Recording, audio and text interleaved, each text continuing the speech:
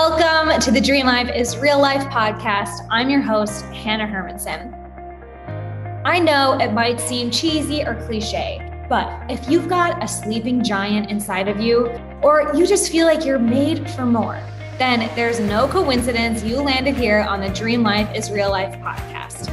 Listen, as a girl from small town Wisconsin who decided to go all in to her dream life vision, I know how crazy it can feel to chase after wild ideas. Since leaving my 9-to-5 job in academics back in 2015 to becoming a yoga teacher, a life coach, and now a digital nomad, currently living in Merida, Mexico with my husband and Labradoodle, I know that all the cheesy cliches are true. I've watched a lot of my dream life become my real life right in front of my eyes. Oh, and I've learned a whole lot about sales, business, and marketing along the way. And I want to share all of that with you.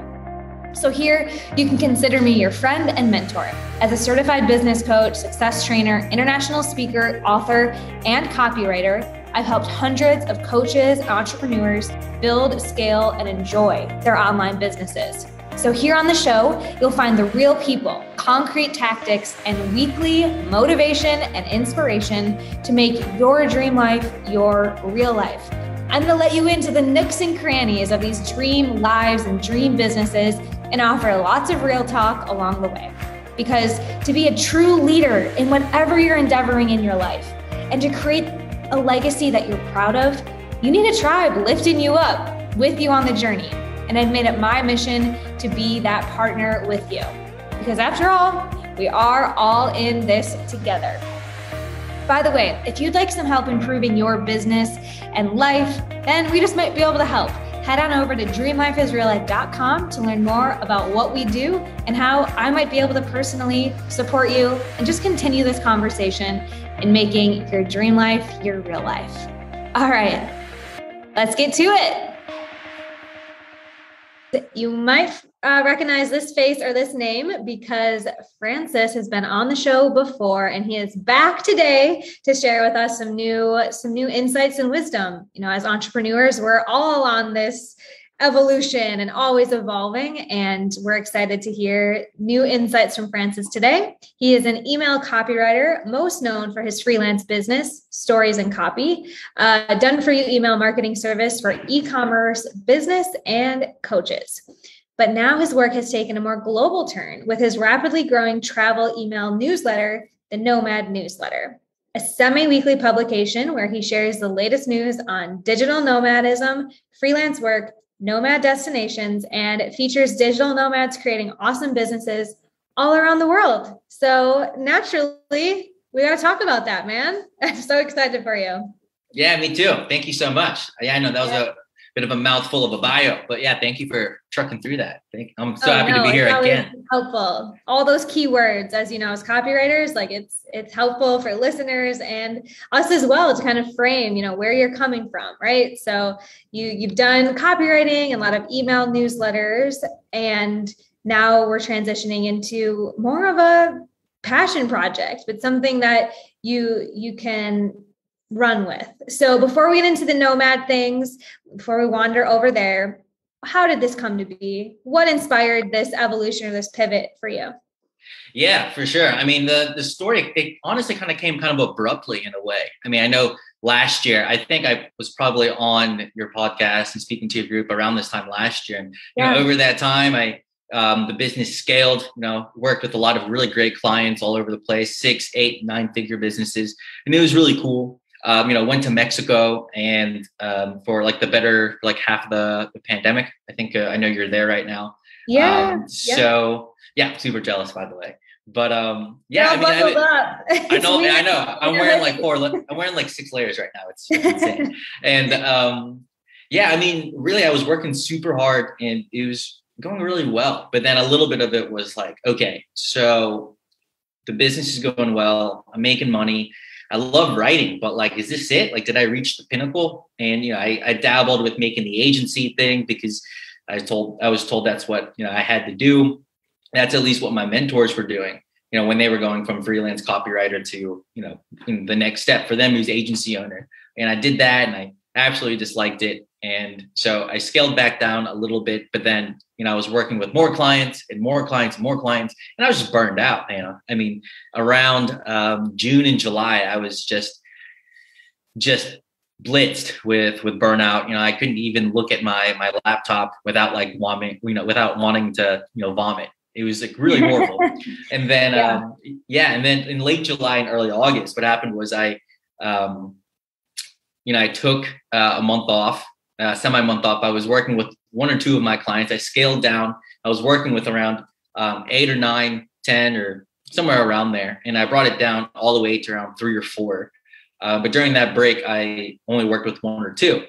And I was speaking with my mindset coach at the time. And I was like, Linda Perry, by the way, she's a fantastic mindset coach if anybody wants an awesome reference. But I was like, we went through your training and everything, and I'm kind of burned out and I'm kind of lost. She asked me, midway through our mentorship, Francis, what do you want to be known for? And I think when she asked that question, I didn't really know. And I think that added to the burnout because I was just incredibly confused. It was like, of course, I don't want to be Francis, the email marketer. I love doing it. I'm good at it, but I wouldn't say it's my passion. But I remember during that break, during my burnout, I was like sitting on the couch, reading some articles. And I read the story of how Sam Parr, the creator of the Hustle newsletter, which is a big business and tech newsletter, he just sold his newsletter for $18 million.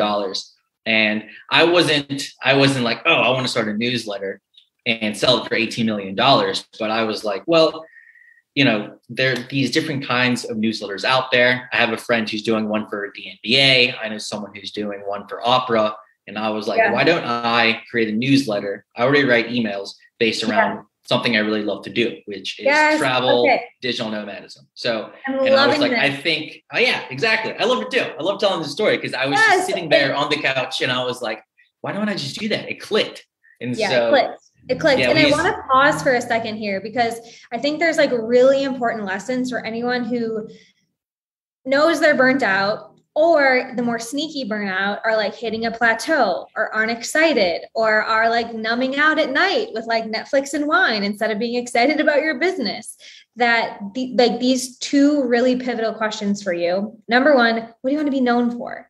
Right? Because as business owners, especially around like year 3 to 5, I find so many of us are like kind of outgrowing the pants that we built. And it's kind of time to like get some new pants and like take a look at what we've been wearing and how we got here. So what do you want to be remembered for? And then what strengths do you already have that you can plug into that bigger vision for yourself? Because for me, like I started my business with strengths of mindset coaching, health coaching, like coaching, life coaching, right? And then that evolved. And so at my 3-4 year mark, I had to look and be like, oh, I'm not just coaching. Like for me, it was taking a look at like, I'm writing, I'm marketing, I'm doing these other things. And so I wanted to just like double down on that because I know people listening can look at their own life and their own business and decide, what do I want to be known for? And what strengths can I start to lean into more?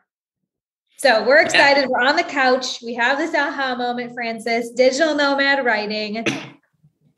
Yeah. And what happened? Yeah. So basically the start of it kind of came out of like, that's how it was. I was on the couch and I thought about it. I tried to inspire myself more of like, is this kind of like, will people even read this? Are people interested? And then I remembered, I was like, yeah, well, my friend writes a newsletter for the NBA and he just does like stats. It's not even, a lot of narrative. It's just like NBA stats. And then, I know someone who has one for just the opera. I mean, who reads about opera, but she has 1,000, 2,000 subscribers. And I was like, well, Francis, you're already good at email marketing. You already know how to run an ESP.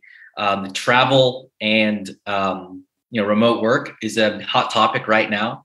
Not necessarily a hot topic, but people want to know how to do it. So just run with it. Like, who cares? If no one reads it, then like, screw it. But then, I looked up on Facebook and I looked up digital nomads and freelance and remote work. And, there's groups with 30, 40, 50, 60,000 people in it. So I was like, well, that's my target right there. Those are my people. If I can get 30,000 people in in this newsletter in a year or something, that'd be really cool. And I'm not sure if I have that goal in terms of subscribers, but I connected with a guy named Chad Wyatt who runs a kind of a job board Facebook group.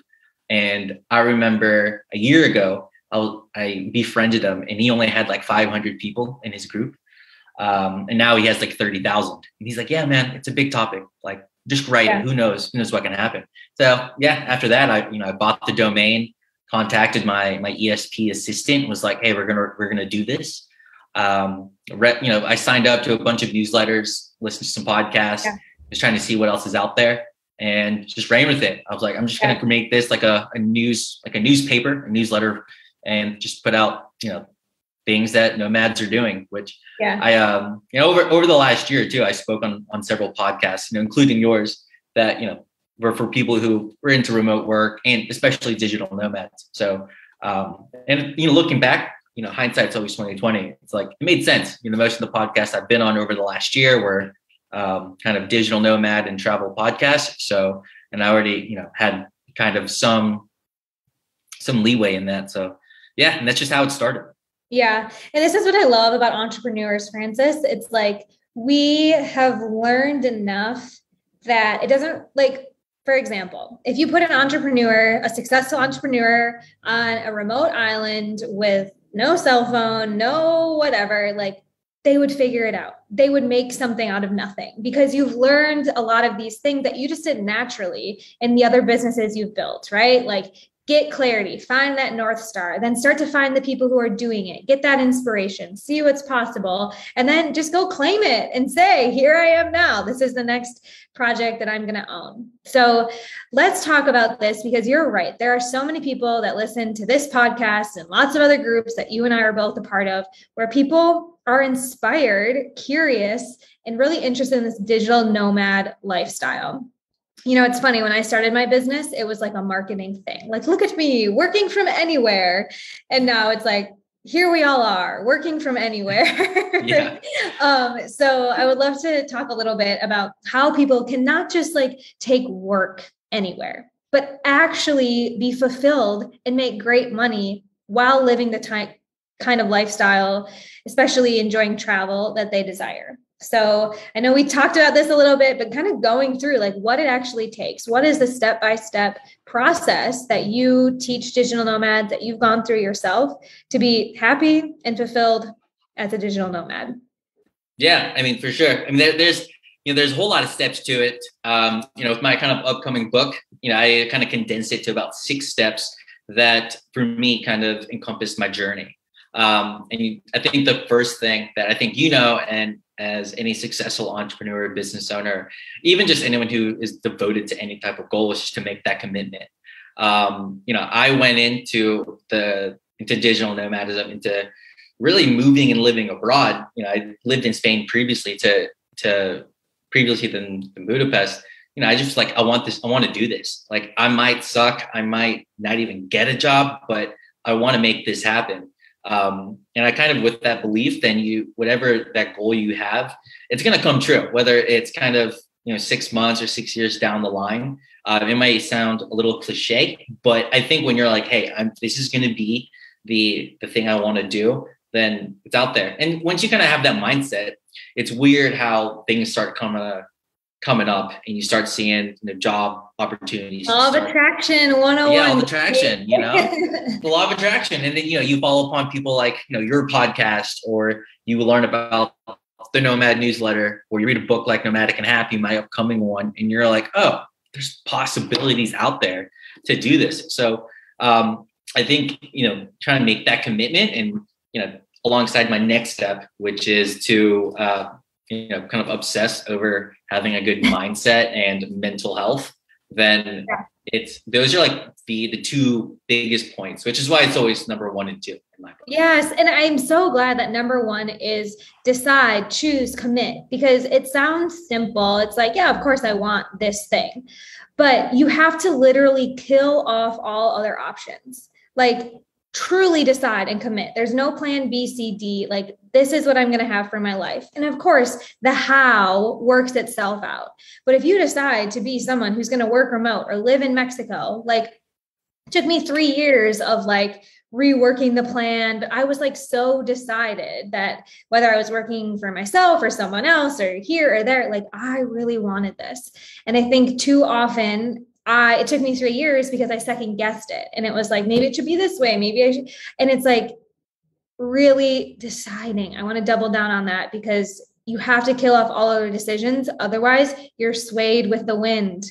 COVID could have swayed me so easily. Business ups and downs could have swayed me. Language, like there's so many things that could have talked me out of it. So that's huge and not as easy as it sounds, but absolutely critical. So let's talk about mindset, because that's how you really like stick to it, right? Yeah. I mean, the whole thing with the mindset is kind of, it's always a funny thing. It's probably one of the most cliche chapter 1, chapter 2 things in any book or in any step or any course. God knows I've seen I've been in many courses where mindset's the first part, and I'm like, oh, okay, I know this. And I invested a whole lot in a mindset. It's the thing you always need. Like the cliches are true because they work. Yeah, that's true. That's true. And with that kind of mindset of like, I'm just going to go all into this, kind of burning all of my bridges. I think that's the phrase to use in this situation where, when I first moved abroad, I was like, all right, well, I'm just going to do it. I'm going to get the one-way ticket.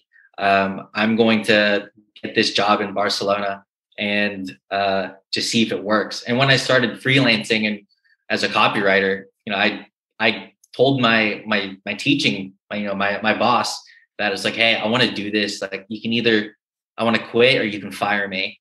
And I couldn't do either because I was under contract. So I had to stay like half the year as a part-timer, but just being like, I'm going to make this commitment to making this happen. And really believing myself that it's going to happen. Kind of, there's no plan B or plan C, that this is plan A. And with that kind of, it sounds nice, but of course it sucks at times. You're going to, you maybe if you travel, you're going to run into, a bad hostel or bad people, or when you start your career, you're going to be writing $5 blog posts like I was for my first 6-7 months. And you're like, this kind of sucks, really, actually. Yeah. If you decide to travel and be an entrepreneur, good luck having set plans for anything, right? Like, I think that's part of the reason why they go so well together, because as you're traveling, it's always like, if you're on the go, right? It's so much of like learning new, being on your toes, being adaptable, changing, like being receptive to like what's happening in your environment. And that's exactly what the job of an entrepreneur is to do too, right? We don't just sit in one place and have everything work out perfectly. And it's definitely been a big lesson for me. And like part of my mindset that I've had to stretch and grow is that, you want to set the plan and have the intention, but if you're a digital nomad running your own business, like finding the delight in the surprises, not the obstacles, but finding delight in those surprises that can open up pathways you didn't even know you weren't on. And maybe I do want to hop over to that set of plans. So that's huge I'm glad you're bringing that up. Yeah, for sure. And I think, one thing to kind of keep in mind in regards to entrepreneurship and travel and maybe just life experiences in general that I've learned like over the last year is kind of creating your own idea of success and just saying screw you to anyone who says it's not right, or like that's not the step that you should be having. I had that with with work and thinking, I have to be an agency, even though I'm not an agency owner. I'm not that incredibly well organized. And even though I'm an extrovert, I don't really like managing people. I'm a true creative. I love writing and I love traveling. And that's what I want to do. I know a lot of entrepreneurs out there. They're like, I'm here to build a business and scale it. And I want to work 8, 9, 10, 11 hours a day. And that's totally cool. If that fulfills you, and for me, it was just important to kind of be more specific with what made me really happy. And it took a long time. I mean, I was, when I signed on a client in July and I was just burning myself out and people were like, are you happy? I'm like, yeah, I'm super happy. I wasn't happy. And I just thought because I was working with a cool client that I, should be happy. But that's a mindset thing, you know. You kind of have to be clear that you can create your own kind of success, you know, whatever that is. I mean, heck, you know, maybe digital nomadism and traveling as an entrepreneur isn't your description of happiness. You know, I mean, if you like working a 9 to 5 and kind of being in a stable place, you know, that's really cool too. But it just adds to your mindset even more. Yeah, absolutely. And experience really helps decide and color and shape that, I think. So we've got number 1, decide. Number 2, tune into that mindset and really understand like what success means to you, and then do the work to believe in that and allow that to be possible for you. Yeah, definitely. Number 3. And number 3 is it gets more businessy here. It's just to discover that high income skill set. You know, I think that's such a big thing that a lot of people just tapped into over the last year. Especially now, you know, just reading articles about the quote unquote great resignation. You know, people are trying to figure out, you know, how they can make money online, you know, what kind of businesses are out there. And I think this may be maybe one of the more difficult steps, just because there are so many things out there that you can do. You know, maybe you're really good at managing a store, but should it be an e-commerce store? Should it be Amazon FBA? You know, maybe you're a really good writer. Should you be a copywriter, a ghostwriter, content writer? And even then, as you know, Anna, being a copywriter, there's different kinds of verticals and mediums to write copy, you know, Facebook ads, YouTube ad scripts, emails, sales pages. But that's one of the things that kind of you need to test out and kind of trust your instinct in. You know, I knew for me, writing was my main thing. So that's when I dove into SEO at first, failed at that. I didn't really fail. I just didn't know, you know, what the heck I was doing, and, you know, fell into copy, luckily. But then even then I was writing sales pages and content articles and things like that. It took me a few months to a year, I think, to really niche down and be like, oh, I want to write emails. I want to be an email copywriter. So, and for a lot of skill set. Yeah, for a lot of folks listening to this, you have a sense of those things that you shine at, that you're great at, that you're an expert in. And I think we've had the opportunity to look at how we can do that in scalable ways and sustainable ways from the beach, you know, the kind of digital nomad dream. And so I think this goes back to conversations we've been having the last several weeks, I feel like, on this podcast, is like letting go of your ego for a second, of what you're doing or how you're going to do it or what your path is to get to your goals. Take a step back and start to survey the things that are already working for you. So often we can find that high demand, high income skill set based on our past experiences.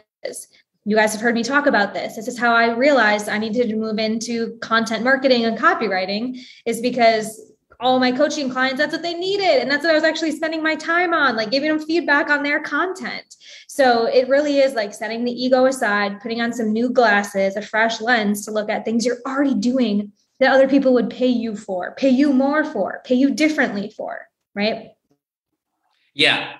I mean, it can be so difficult. I mean, I know some people who are still finding their kind of like their skill set and you're kind of going into the next point, which is to find that niche and to solve a specific problem.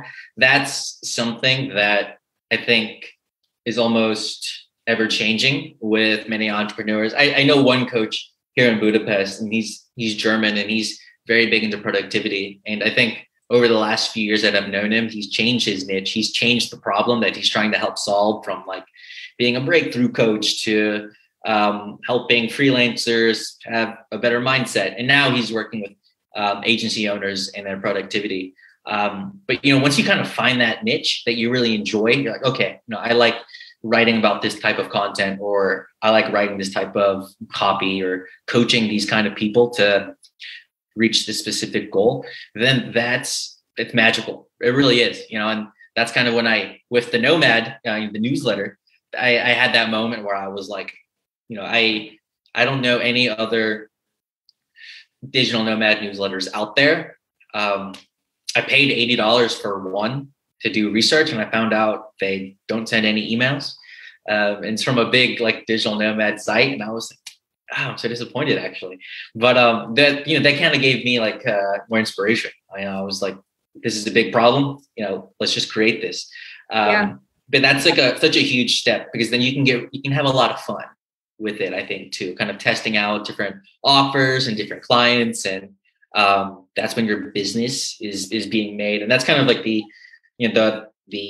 another kind of difficult part of it, because there's so many nuances and different paths you can go through trying to create your own offer and services. But it's that's your business. It's important. Yeah. And I know you're putting this out in a book, and I would encourage folks to go get the book and don't wait until you have the book. Like, so often this is where people get in analysis paralysis, where it's like, I'm gonna do market research. Great. I'm going to ask a bunch of people. Great. I'm going to think about it. Okay. Less great, because it really comes in, like I've said this so many times before, hitting the sidewalk, getting in action, working with a few clients one-on-one, especially when you're building a new offer, to figure out, like, what is their real problem? What is the thing you actually do? Do you even like it? Before going out and like painting the billboard of like, I'm this today. I really recommend getting into action and talking to real people that you like, people you want to work with, people that you enjoy coaching or writing for, doing your thing, and know that so often the niche can find itself when you're in strategic action. Would you agree?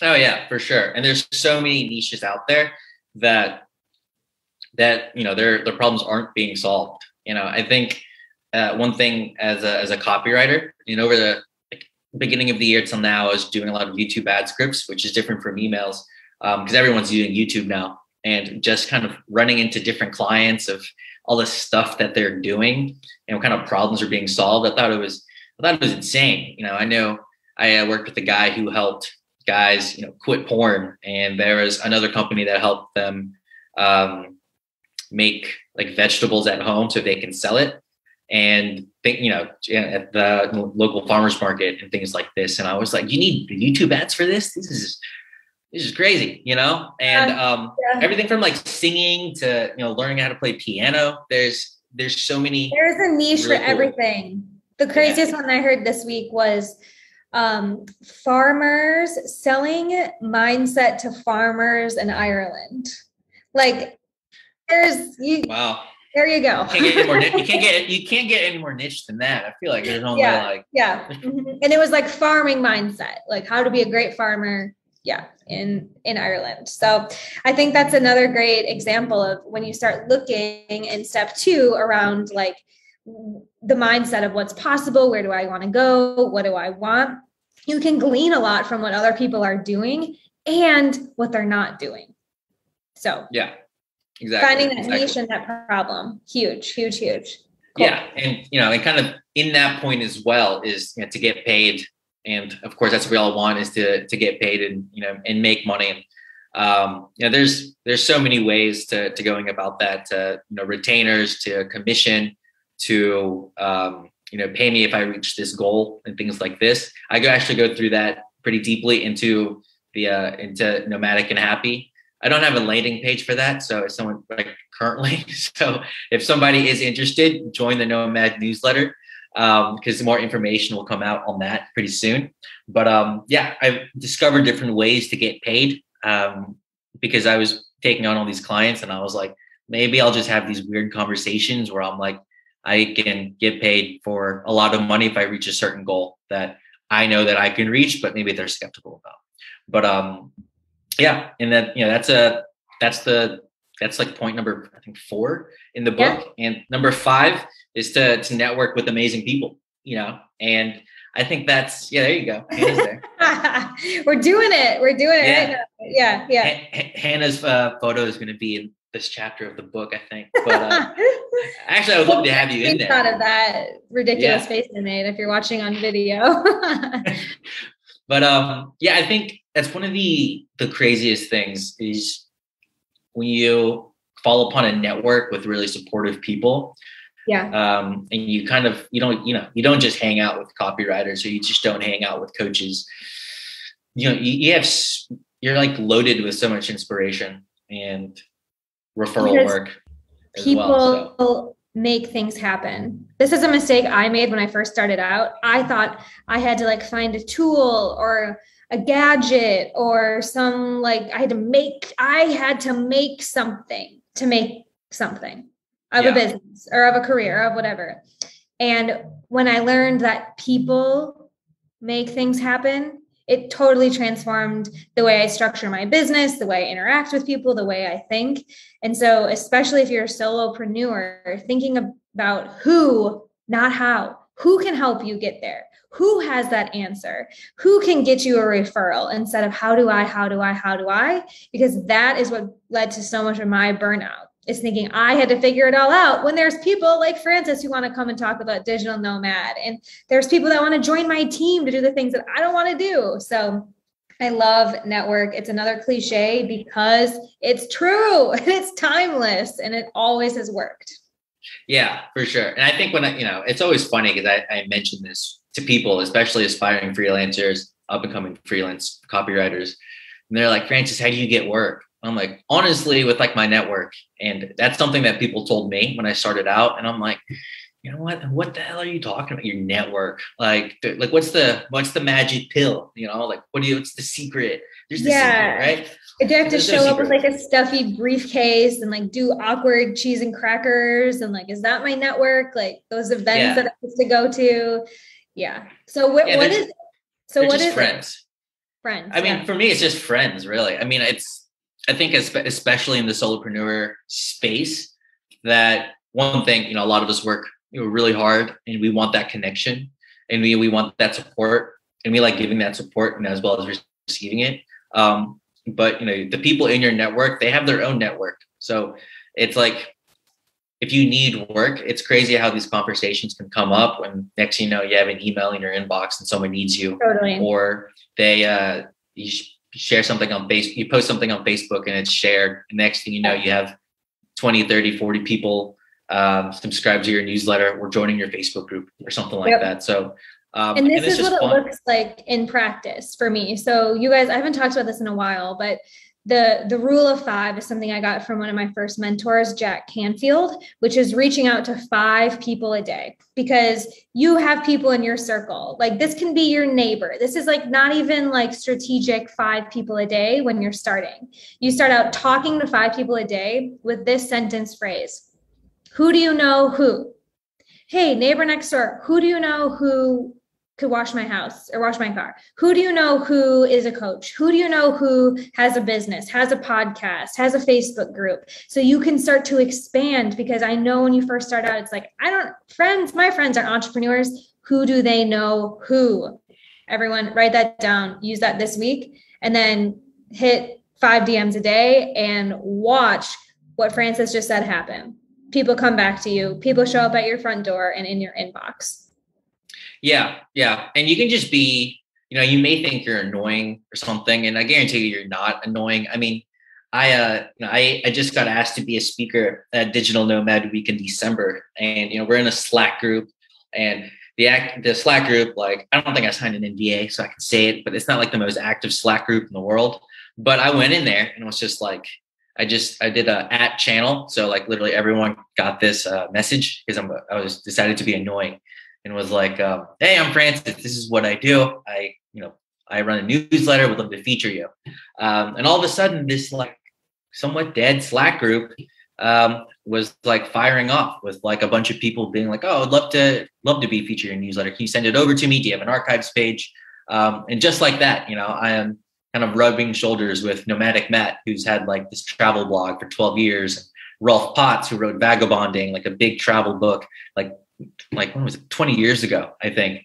And there's so many things out there, and there's so many people who love to help people. Absolutely. Yeah.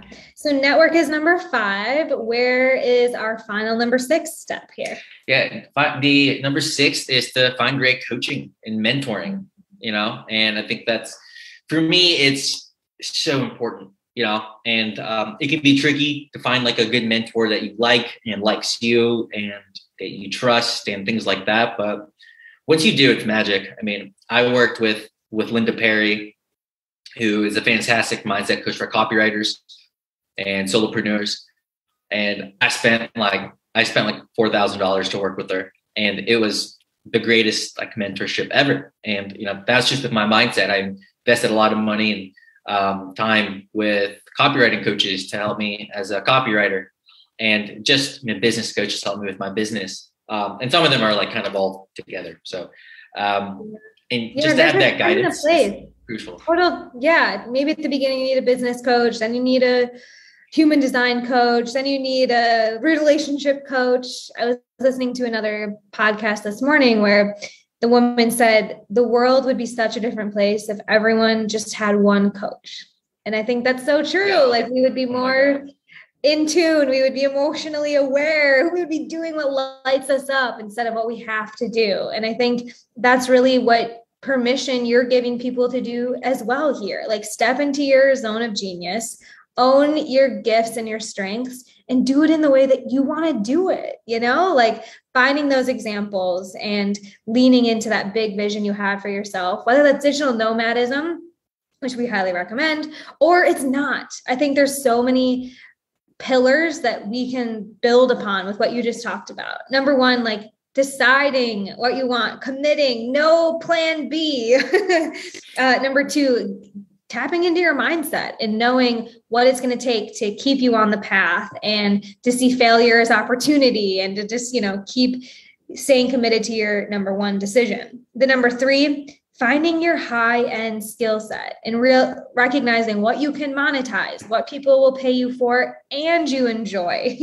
And then number four, you talked about finding the niche in the problem. So really making that connection out in the market landscape of who can you help, what problems do you solve with your skill set.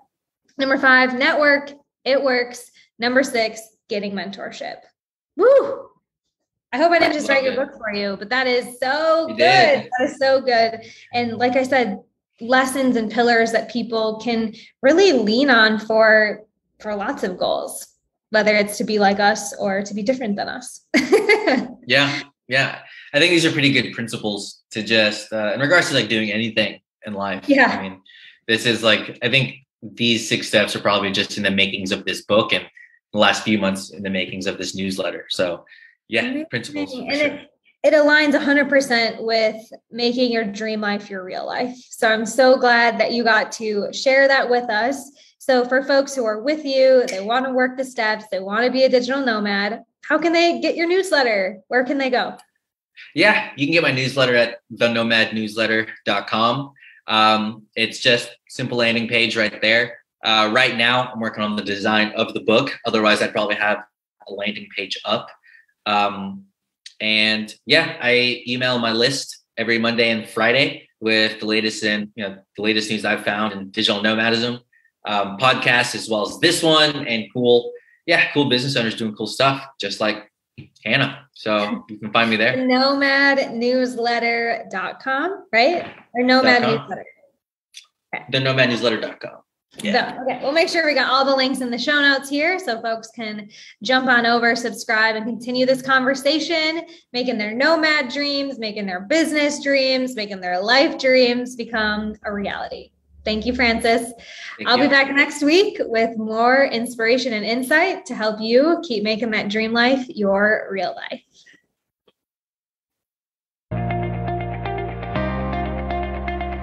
And don't forget to hop on over to dreamlifeisreallife.com/show for specific goodies that we talked about today and access to continue the conversation with these guests as well as myself. I cannot wait to see what you create. Until next time.